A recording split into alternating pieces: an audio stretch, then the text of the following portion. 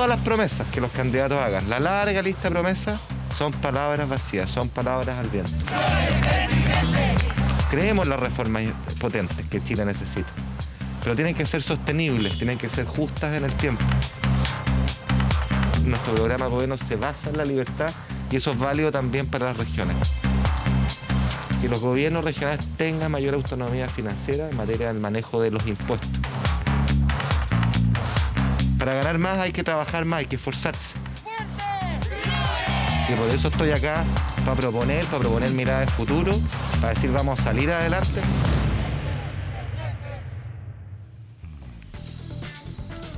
Estoy viendo la hora para que sepamos que vamos en directo, ¿cierto? 6 minutos faltan para las 12 de la noche y estamos con el candidato presidencial de Evópoli, que también va a las primarias de Chile Vamos el 18 de julio. Ignacio Briones. Ignacio, muy buenas noches. Buenas noches, Constanza. Buenas Matías, noches, gracias Ignacio, por la invitación a esta hora. Además de candidato, es exministro de Hacienda de este gobierno. Y en su rol como ministro de Hacienda, la oposición ha dicho varias veces y lo ha acusado a usted de haber sido avaro con los recursos frente a la emergencia. El presidente Sebastián Piñera pidió perdón en su cuenta pública por haber llegado tarde con las ayudas económicas a la gente que estaba sufriendo. Mirando en perspectiva, mirando hacia atrás, Ignacio, ¿no reconoce un error en haberse jugado por el famoso IFE de 65.000 pesos y que además ese no fue la entrada, el comienzo de los retiros de los 10%? Mire, espero que podamos hablar de futuro y de propuestas, pero voy a responder con mucha claridad, como siempre lo he hecho en este tema. Primero, yo me siento honrado de haber sido parte del gobierno en un momento muy difícil de nuestra historia, donde no paramos. Nos tocó una emergencia inédita en nuestra historia republicana y dimos lo mejor. Y por supuesto hay aciertos y errores y yo como parte de un equipo... Pero reconoce este error... error... Como parte de un equipo, siempre voy a reconocer los aciertos y los errores, porque me gusta trabajar en equipo.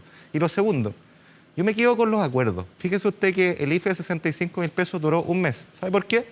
Porque antes que se pagara siquiera, nosotros impulsamos, yo en particular, me tocó encabezar un acuerdo nacional con la oposición, con Chile Vamos, para aumentarlo del 60 al 80%, el registro social de hogares, aumentarlo a 100.000 pesos, ese fue el IFE, y extenderlo por varios meses. Y no solo eso. Ignacio, pero la pregunta que yo le hice, si eso no fue el comienzo, si no fue el detonante para los retiros del 10%. Es que voy a eso. Porque evidentemente no era suficiente. Es que voy a eso. Ni el primero ni el segundo. Le vuelvo a insistir, yo creo en los acuerdos. Creo que en momentos de adversidad necesitamos acuerdos y por eso que el periodo que sigue necesitamos acuerdos.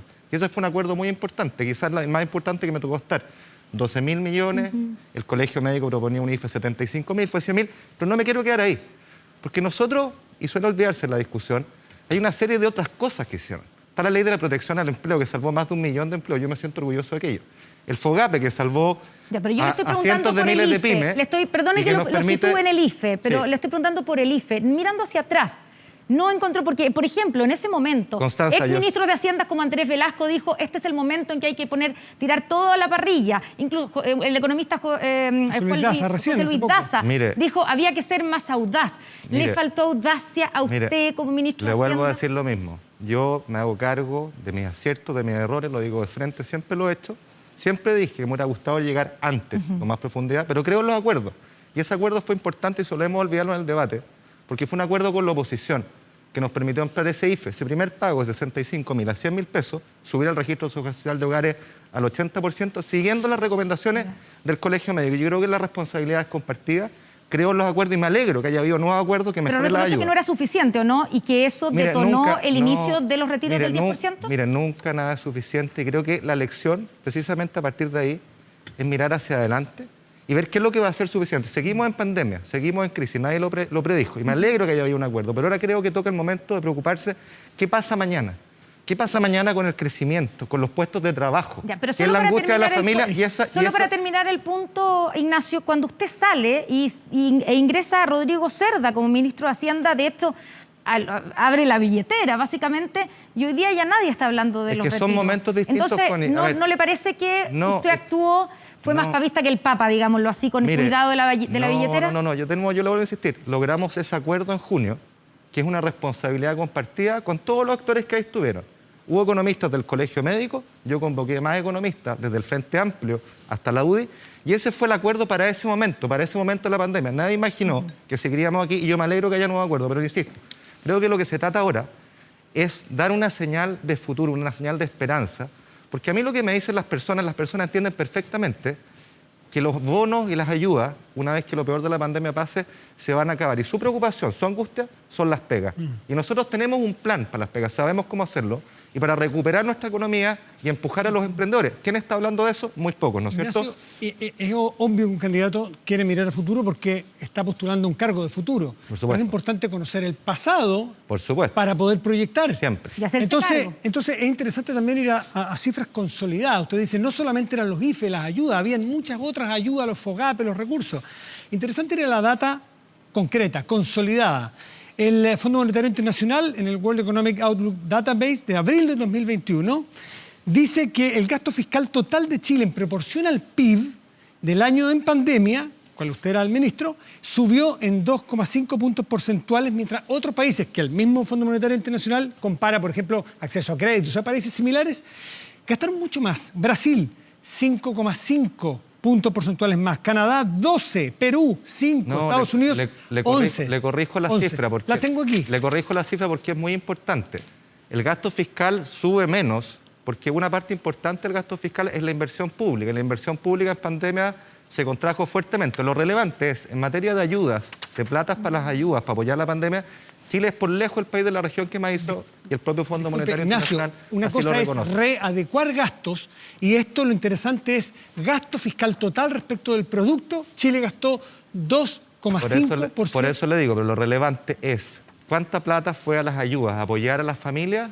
El mismo Fondo Monetario Internacional destaca que Chile es el país que más ha hecho en la región por lejos. Ahora, le vuelvo a insistir, este año pasa lo mismo. Es que no es la inversión pública hoy día está cayendo porque en pandemia no se puede ejecutar. Eso es lo que sucede. Pero lo importante es cuánta plata usted está destinando para apoyar, que es lo que se está haciendo hoy día, y yo vuelvo a decirle que me alegro. Y le quiero decir más, en lo que sigue a futuro, dado que hablemos de futuro, yo quiero decir con mucha honestidad y mucha franqueza que se vienen años difíciles para la economía y para el empleo. Sí. Y por eso nosotros vamos a tener que seguir requiriendo la palanca fiscal en inversión pública, de manera estratégica, en temas que apalanquen el desarrollo futuro, conectividad física, digital, obras de regadío, todo lo que sea relacionado con el cambio climático, para poder generar empleo. Y vamos a tener que ocupar la palabra fiscal, ¿sabe para qué más? Para seguir subsidiando el empleo, porque esa es la principal política social que tenemos en lo inmediato. Candidato Briones, a propósito de cifras, después, unos meses después, en abril, un poco antes, en marzo, antes que saliera este consolidado del fondo, la Dirección de Presupuesto, bajo su administración en Hacienda, hace circular este cuadro. Y este cuadro hace parecer a Chile el número 1 en ayudas. Pero omiten lo que dice al pie el Fondo Monetario Internacional, textualmente dice: la base de datos no está diseñado para clasificar las medidas ni para comparar entre economías, ya que las respuestas varían según las circunstancias específicas de cada país.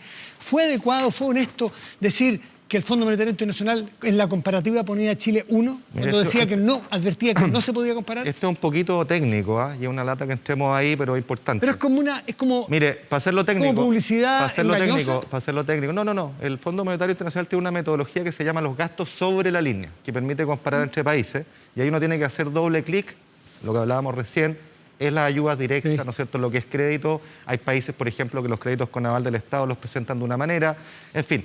Pero mire, en lo concreto yo creo que cualquiera sea el indicador que usted tome, el Banco Mundial, el Fondo Monetario, no cabe duda que Chile como país, no digo solo el gobierno, ha hecho un esfuerzo enorme del cual deberíamos sentirnos orgullosos y que fruto, ¿sabe qué? Yo lo dije muchas veces, porque nobleza obliga. Fruto de la responsabilidad de varios gobiernos, fruto de la institucionalidad que hemos creado. Eso es lo que nos permitió endeudarnos fuerte, una deuda que vamos a tener que pagar, y también romper el chanchito.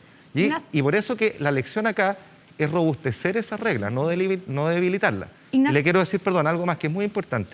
Chile se ha endeudado como nunca.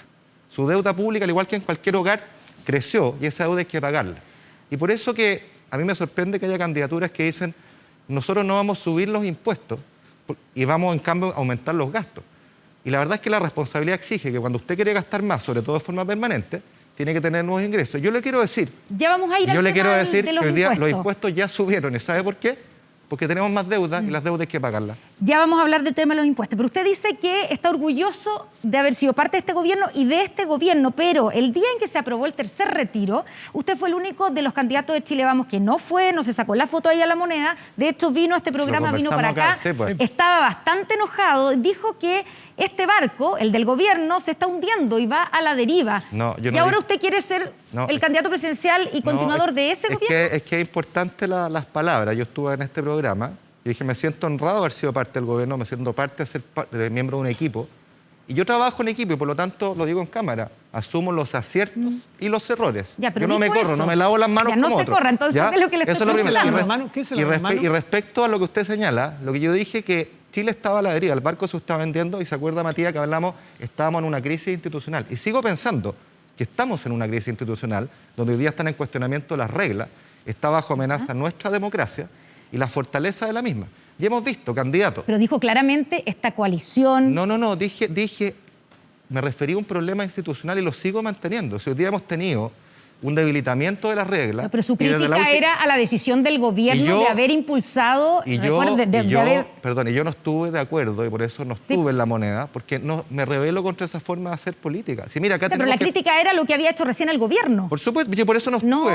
las Pero instituciones yo no en estuve. general. Oiga, si cuando uno dice que uno fue parte de un equipo y que a mí no van a ver desleal, dándome vuelta la chaqueta, limpiándome las manos, no quiere decir que uno no tenga claridad, carácter para decir, mira, en esto no cuenten conmigo. Ha digamos. dicho 2 veces lavarse las manos como otros. ¿Quién se lava las Hay manos? muchos que se lavan las manos. ¿Alguno hay de muchos- los otros competidores Mira, hay suyos? muchos que calculadora en mano, como que se apartan del gobierno, reniegan de haber sido parte del gobierno. Yo no voy a hacer eso. Disculpe, Yo fui ¿quién- parte ¿Usted del realmente gobierno. Sebastián Sí, Sichel Chile se y refiere? después- No, Fue mira, ministro. todos los analistas dicen es bueno que te apartes, que te dé vuelta la chaqueta. No, eso no lo van a ver conmigo, porque cuando una persona es desleal una vez, desleal 2 veces, 3 veces y siempre. Ya, pero ¿a quién Le se dicen, ya tenemos refiere? problemas. ¿hay algunos No. competidores que ha sido desleal? Mire, yo creo que es evidente que hay personas que han tratado de lavarse las manos, con ¿Sichel? declaraciones de todo tipo. ¿Sebastián Sichel? Sebastián Sichel en el debate, él ha planteado públicamente que él salió del gabinete porque él quería avanzar más rápido en la ayuda, al parecer nosotros no, sabiendo él como abogado y como ministro que para avanzar en lo que hablábamos recién, en este acuerdo nacional, en este IFE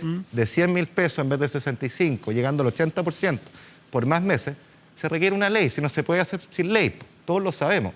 Quizás las personas que nos escuchan no saben que no basta la buena voluntad del presidente o del ministro, requiere una ley, requiere una autorización presupuestaria y por eso nos la jugamos nosotros. Entonces me parece que ese tipo de declaraciones son desleales en efecto y le insisto, generan desconfianza para quienes quieran encabezar el país. Pero de nuevo, yo quiero volver a hablar de futuro, Sí, futuro, no hablemos de la de pelea futuro. chica, de las cosas que interesan a las Ignacio, personas. hablemos de futuro. Su principal propuesta tributaria ha sido y apunta a terminar con las exenciones. Se dedicó cuando era ministro de Hacienda, ¿cierto? Y llamó a un comité que publicó un informe de cuáles eran las exenciones que hay que eliminar, cuáles estudiarlas, etcétera. Y usted ha dicho que es un tema pendiente y en el debate usted apuntó a que había grupos de interés que habían impedido que esto avanzara. ¿A quiénes se refieren? Por supuesto que hay grupos de interés, pero a ver, ¿A quiénes hagamos concretamente? lo siguiente. ¿Por qué nunca hemos avanzado en este tema? ¿Por qué? ¿Por qué nunca, me dicen que me arregle la máscara, me la arreglo? Ahí, Ya. está bien. ¿Por qué nunca hemos avanzado? ¿Por qué este tema nunca ha tomado relevancia? ¿Por qué? Preguntémonos eso. ¿Por qué ningún ministro lo ha impulsado? Porque sabemos que estos privilegios tributarios benefician a grupos. Y nadie ¿Quiénes quiere son perder esos su grupos privilegio. que Mire, han hecho lobby, a ver, que han presionado pero a ver, para que no se eliminen estas exenciones? Partamos por la renta presunta y explicarle a las personas que nos escuchan qué es lo que es una renta presunta. Es un sistema en el cual se le presume cuánto gana usted en su negocio. En circunstancias que el almacén de la esquina, el restaurante, el pyme paga por lo que efectivamente gana. Esa presunción de renta en realidad es menor de lo que realmente gana y por eso paga mucho menos. Y por supuesto quienes tienen ese beneficio no lo quieren perder. Y ahí están los camioneros, están algunos agricultores, están algunos mineros y nadie quiere perder ese beneficio. Yo digo, ¿sabe qué? Este es el momento de terminar con los privilegios. No tiene ningún sentido en el siglo XXI presumir renta. Incluso el otro día había un asesor de Daniel Jadwe que decía, no, es que no queremos avanzar en la renta presunta porque los camioneros nos van a parar el país. Qué buen Pero por punto. favor, Ignacio Briones, disculpe, los camioneros lo ha mencionado 2 veces. Vamos a hacer política ficción. Usted gana la primaria, gana la elección de noviembre o la segunda vuelta, se instala en el Palacio de la Moneda en marzo. Junio del próximo año, empiezan las exenciones, se terminan las exenciones. Los camioneros están en este momento en directo, el presidente Briones, están hace 7 días con las carreteras bloqueadas, incluso amenazan mañana con pasar por la Alameda frente a la Moneda, como ocurrió con la presidenta Bachelet. ¿Qué va a hacer, presidente Briones? Bueno, previo a eso, por supuesto, siempre agotar las instancias de diálogo, porque este es un momento que todos tenemos que hacer lo necesario por Chile y quienes tienen privilegios, soltar esos privilegios. Si no se da y ocurre la acción de fuerza que usted señala, yo no me pierdo ni un solo segundo. ¿Qué hace? Ley de Seguridad Interior del Estado, tal cual lo hizo el presidente Lagos. O sea, ¿hasta cuándo vamos a seguir chantajeados por grupos, ¿no es cierto?, que afectan el Estado de Derecho, que creen que la legitimidad de los fines es equivalente a la legitimidad de los medios? Eso es inaceptable, tenemos que cortarlo de una vez por todas. ¿Este gobierno y el anterior han estado chantajeados por grupos como, por ejemplo, los camioneros? Pero por supuesto. ¿A usted lo chantajearon como ministro? No, a mí no me chantajearon. Mire, yo quiero hacer una distinción. Los grupos de interés son legítimos. Todos tenemos interés. Y hay ley de lobby, ley de transparencia, y está muy bien que presenten. Pero seamos transparentes en el Congreso y digamos quiénes están detrás nuestro y por qué no avanzamos en esto, si esto no tiene presentación alguna. Mire, yo le quiero decir que en Chile Ya, pero por ejemplo, hay personas naturales que tienen 300 departamentos de FL2. ¿Y sabe cuánto pagan de impuestos? 0.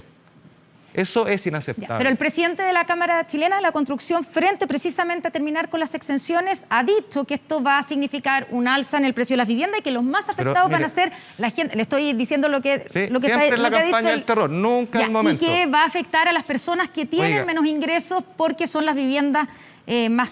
Yo le respondo al de presidente menos de valor. la Cámara ¿Qué de le la responde Construcción. usted? Yo le respondo directamente al presidente de la Cámara de la Construcción, paremos con la campaña del terror. Y si queremos ayudar ¿Eso a es la... una especie de chantaje?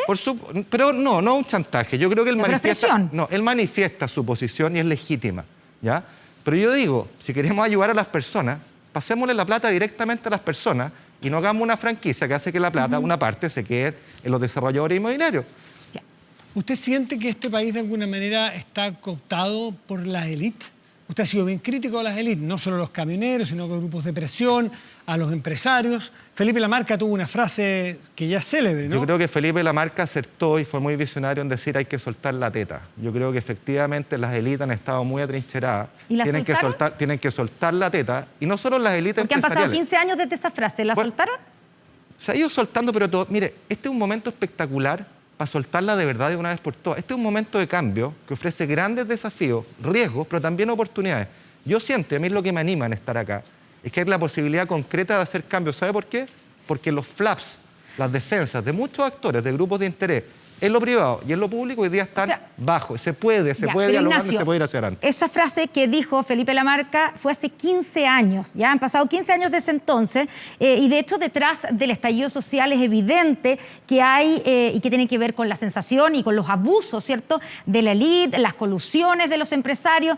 De hecho, el presidente después presentó una agenda antiabusos en diciembre de 2019. Entonces, la pregunta es, la élite de este país, la élite empresarial con la que usted se tuvo que entender durante su gobierno cuando fue ministro, ¿entendió la lección, aprendió la lección o siguen sin soltar la teta, como dijo Felipe Lamarca? Yo creo que había una generación de recambio que la ha entendido, me temo que hay otra que no, y que sigue muy atrincherada. Y este es el momento de avanzar. Mire, quienes creemos en la economía de mercado, yo soy el primero, tenemos que defender al mercado y legitimarlo. No hay peor atentado al mercado que este se deslegitime por malas prácticas que no tienen sanción. Yo creo...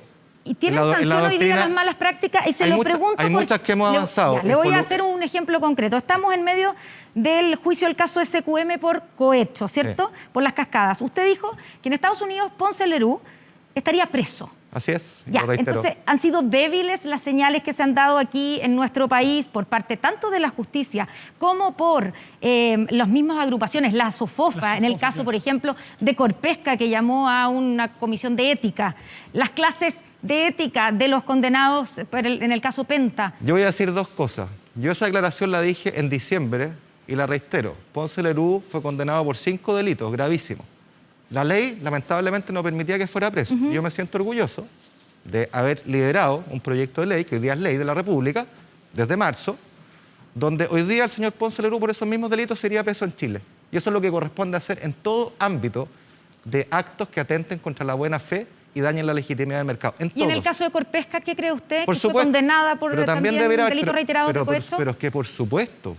Porque ¿sabe lo que pasa? Que esto ya, genera... no debiera ir, esto genera una sensación de desigualdad ante la ley que es muy gravosa, que enrabia y con justa razón.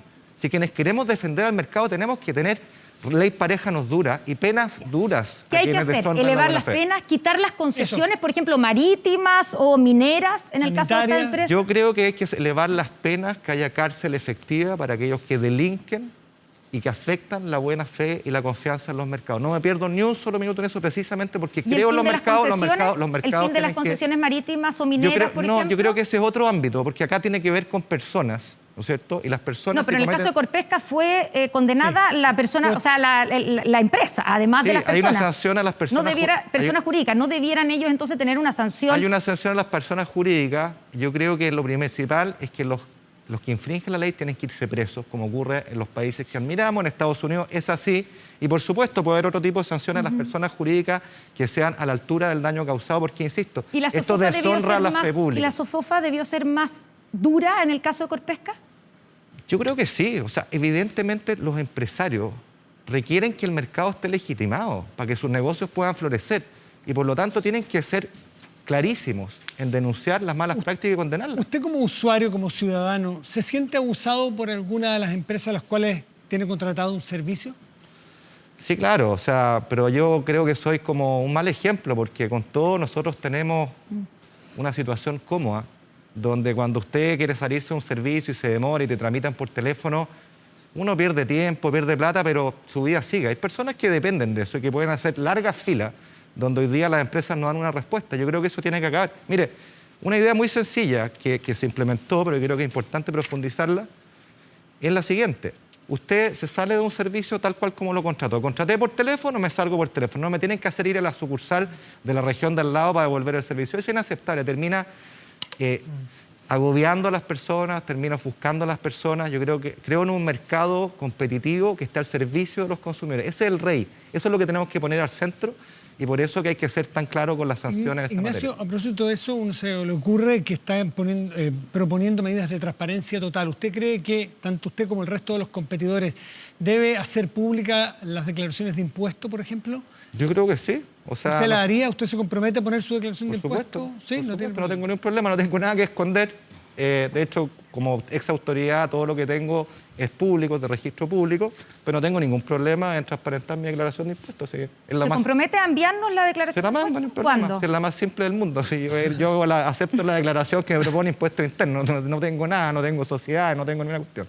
Así que se las mando cuando quieran. Oiga, en el informe, según el Infoprobidad que hemos estado utilizando, ¿cierto?, para todos los candidatos, y le pregunto, porque usted dice, no tengo nada. Usted declara ahí tener derechos de agua en un canal en Buin, si no me equivoco. Sí. ¿Cierto?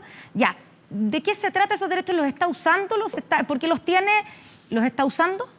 Esto es una parcela de 5.000 metros, que es donde vive la familia de mi mujer, de mi esposa, y nosotros compramos una parcela ahí, al lado de mi suegra, y este fondo tiene unos derechos de agua que lo ocupa para regar unos frutales que tenemos plantados, efectivamente. ¿Usted siente que en materia de derechos de agua ha habido abusos? ¿Hay gente que acumula indebidamente derechos de agua? Yo creo que definitivamente sí. Y acá me permite aclarar un punto. Acá, el problema no es que haya derechos privados. ¿Sí? Al final, cuando usted tiene una cierta cantidad de agua, tiene que repartirse y asignarse de alguna manera. Pero yo creo que aquí hay dos problemas. Primero, tenemos una institucionalidad que se quedó en el pasado. Nosotros sabemos que hay derechos de agua que están duplicados, triplicados, hay otros que no están inscritos, entonces las personas no están sujetas a esta multa por no uso que implica la devolución de los derechos. Segundo, no tenemos un catastro actualizado en muchos lugares. Mire, hay derechos que se otorgaron cuando los caudales naturales tenían un flujo de 100 y hoy día se han disminuido y se mantienen los mismos derechos, entonces los termina secando. Todo eso hay que sincerarlo y esa es la manera de poder avanzar en esto. Pero lo otro, el agua es más escasa y nosotros tenemos que invertir en embalse, en obras de regadío que optimicen y enseñarle a las personas a hacerlo. Mira, hay muchas partes donde todavía se riega tendido. Pero hay que mantener el sistema como está o hay que desprivatizar los derechos de agua. Yo no creo que el tema es que los derechos sean privados, no. Yo creo que lo que tenemos que asegurar, y se puede, es que ningún chileno en Chile no tenga acceso al agua potable directo, que tenga seguridad hídrica para el consumo humano. Eso es definitivamente y se puede. Y hay que invertir todo lo que sea necesario para aquello. ¿Y quitarle los derechos a quienes no los estén ocupando? Por supuesto. Por supuesto. O basta con las patentes que se pagan ahora. O poner una patente lo suficientemente alta para que eso ocurra. Si al final uno quiere que el agua, que es un bien escaso, se use allí donde sea necesario. Y por eso, y pasa lo mismo en la minería, perdona. Nosotros en la minería, salí hoy día nuestro vocero económico, Rafael Berguán, hablando de esto, hemos propuesto aumentar las patentes mineras, los derechos de exploración y explotación. No solamente por un tema recaudatorio, sino porque queremos más y mejor minería, queremos abrir la cancha minera, porque lo que pasa hoy día es que hay muchas empresas, Codelco incluido, que tienen cientos de hectáreas de patentes mineras que no están aprovechándolas que las suelten. Usted fue director de Codelco. Sí, porque haya otros actores ¿Y que qué lo hizo al aprovechen. respecto en el directorio de Nosotros, Codelco? este es un tema que planteamos. Yo averigüé en su minuto cuáles eran las concesiones y lo planteé en el directorio. Y lo planteé hoy día como presidente de la República. Me parece, la Comisión Nacional de la Productividad lo planteó también. Y la idea acá, ¿cuál es, Matías? Sí, es lo mismo que el agua. Si usted tiene derechos de exploración y explotación que no lo está usando, bueno, abrámoslo para que haya otros que lo desarrollen. ¿El directorio de Codelco usted empujó a que Codelco entregara los derechos que no usa? No le voy a mentir diciendo que empujé, pero es un tema que planteé y me puse a investigar ahí. Lo conocí ahí, lo conocí ahí y me puse a investigar sobre esto. De hecho, en Australia funciona de esta manera, en Perú funciona de esta manera, en Canadá funciona de esta manera. Y habiendo estudiado este tema, digo con responsabilidad que tenemos que ir para allá porque necesitamos más y mejor minería, más sustentable, más inversión y no menos. Otro directorio en el cual estuvo de manera suplente pocos meses en AFP Capital. En su momento hizo las críticas que hoy día parecen tan evidentes al sistema de AFP, críticas que hoy día las propias AFP reconocen que quedaron atrás y que podría ser mejor. ¿Usted las Yo hizo? fui bien crítico y tanto así, yo estuve 2 meses como director suplente, como en jerga futbolística, el que está en la banca. Yo no era militante de partido político, no tenía ninguna relación con la política, era académico. Y yo salí, ¿sabe por qué? Porque en ese entonces la presidenta Bachelet lanzó su propuesta de reforma de pensiones y a mí me pareció que era lo más honesto, era decir, yo quiero opinar acá con libertad, sin ningún atisbo de conflicto de interés, y ahí está mi carta pública de renuncia que dice aquello. Salgo de acá porque quiero opinar libremente. Perfecto. Vamos a la parte de las preguntas cortas y respuestas cortas. Vamos a hacer, ¿cierto?, un intento Intentemos. De ambos lados. Vamos a intentar. A ver, Ignacio Briones, usted dijo en una entrevista la semana pasada que Chile era un país caro para vivir después de dejar la cartera. ¿Cómo un ministro de Hacienda descubre recién ahora que este país es caro? ¿Porque no refleja una desconexión con la realidad que se vive en este país? Me dicen que me arregle la máscara, perdón. Ya. A ver, ahí. Ahí está bien. No, para el otro lado, para el otro lado. Eso, ahí. Exactamente. Mire, gracias por la pregunta, porque el tema de fondo nosotros pusimos en el centro de nuestra candidatura y creo que somos los únicos, el costo de la vida. Y el costo de la vida, hay cosas que son caras en Chile, hay otras que no son nada de caras. Los electrodomésticos en Chile son tremendamente baratos, hay otros productos que son caros, pero ¿cuál es el tema de fondo? Se hace difícil llegar a fin de mes. Hay personas que sacan la mugre y les cuesta llegar a fin de mes. Ya, pero yo le estoy preguntando si se dio cuenta de eso recién ahora. No, por supuesto que no. Lo que sí tenemos ahora, porque soy candidato presidencial, una propuesta integral para esto, que tiene que ver, primero, con apoyar el ingreso familiar de los trabajadores y trabajadoras formales, no cargándole la mano a través del aumento de un sueldo mínimo a los pymes, al comercio, al restaurante, sino que con una transferencia en plata directo que hace que nosotros digamos que ningún trabajador o trabajadora que gana el salario mínimo, hoy día unos 260.000 pesos líquidos aproximadamente, termine recibiendo menos de 400.000 pesos. O sea, usted niega que haya una desconexión por parte suya de la realidad del país, que es algo que también se le criticó con el tema del IFE, que no vamos a volver sobre ese tema, pero también se le criticó con el famoso tema del pan por 10.000 pesos. Es que, ¿sabes lo que pasa? Es que como que la gente, las redes sociales hacen como de las cuñas, se dan un festín. Yo lo que dije es algo muy serio. Dije, acá cuando hablamos de rebajarle el IVA a los alimentos, usted y yo, que tenemos mayores ingresos, gastamos 4 veces más plata en alimentos que una persona de menores ingresos. Y no es porque comamos 4 veces más, es porque compramos productos más caros. Y hay una diferencia entre un pedazo de guachalomo con un filete, y también hay una diferencia con las carnes super premium que valen 5 o 6 veces más. Y lo mismo pasa en el pan. El kilo de pan corriente vale 1.500 pesos, pero hay panes en panaderías de lujo que valen 10.000 pesos, 8.000 pesos. Ese era el punto. Y el punto yo decía, es mala idea que usted y a mí nos bajen el IVA. Ignacio Briones, Devolvámosle la plata a las personas y eso es lo que nosotros estamos proponiendo con este transferencia. ¿Me podría hacer el podio de los 3 mejores presidentes de Chile? De los 3 mejores presidentes de Chile, presidente Montt en el siglo XIX. No. Los últimos 50 años, por favor. De los últimos 50 años. Para mí, el presidente Elwin, sin ninguna duda, es el número 1 por lo que le tocó encabezar esa transición, que fue muy exitosa y tuvo mucha sabiduría para poder hacerlo. Creo que el presidente Alessandri tuvo un rol relevante también. Una persona muy austera, de muchas convicciones, y creo que el presidente Aguirre Cerda, por lo que significa... Aguirre Cerda en 38, si no me equivoco. Pero usted me dice los últimos 50 años.